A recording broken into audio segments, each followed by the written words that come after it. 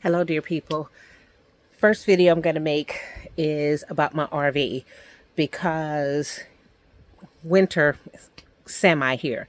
Y'all know with the way the weather is, we have days of where it gets to be in the 30s and then days where it's right back up to the 70s. So a lot of my family members always worry about me living in an RV and they're like, aren't you going to be cold? Well, no, not really. One, I do have propane heat that heats my entire RV. I do not like using it. I do not like sleeping with propane, which means I have alternative resources. I have an electric heater that is a heater and air conditioning combination. And I tend to put that on and heat up my space. And then I have electric blankets for my bed. And I turn those on and heat up that space. I don't like for the whole RV to be like hot because I can't stand all that. The good thing is I have several places to sleep in my RV. So I can choose to sleep in this living room area, the bed area there, my bed in the back, bed above the cab, wherever it is that I feel I can insulate things the most for whatever temperature I'm in. And then the other thing that I do is, see these? I pull these back out because the biggest thing you have to do is insulate the floors. And some of you know I made these last year and I do have to finish my curtains. And now that winter is here, I will go back to working on my curtain for this behind me. That's why that is there, because I did not finish the curtain for that. But I do have insulation up to my windows to help. But things like this one, see the width of this one?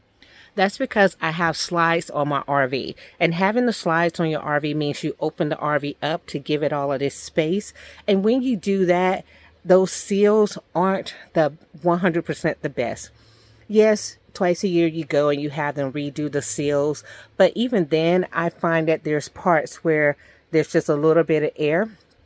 So I've done two things. One, I made things like this to put there to prevent the air. And then places where I can, I put weather stripping to reduce the airflow. And that way keep the space kind of consistent. Right now it is 65 degrees in here. And honestly, it's feeling a little hot for me. I'm going to turn that down. When I go to sleep, I turn it down to like 50 because I can sleep in 50-degree weather. Right? And I get my blanket. As a matter of fact, let me tell you guys, last night when I went to sleep, I had this thing on like 45, right? And then I got in my bed, in my bedroom, and had that doggone blanket on, and I turned it on high, and I made the mistake of putting my other blanket on top of it. I was sweating. I woke up snatching all of that off, snatching the electric off, snatching everything off. And even after that, when I went back to sleep, because that blanket will stay warm for quite a while, it was still enough for me. And I looked at my clock and my phone, and it was like 47 degrees at one point. So it was still enough for me. So friends and family, I am comfortable. I am well. I am not freezing. You don't have to worry about me. I do things. Remember, I grew up poor. I grew up homeless at different points. I know how to survive in multiple circumstances. Okay. And if things were really, really bad, I would go get a hotel room if I needed to. Don't worry about me. Okay. All right. Thank you.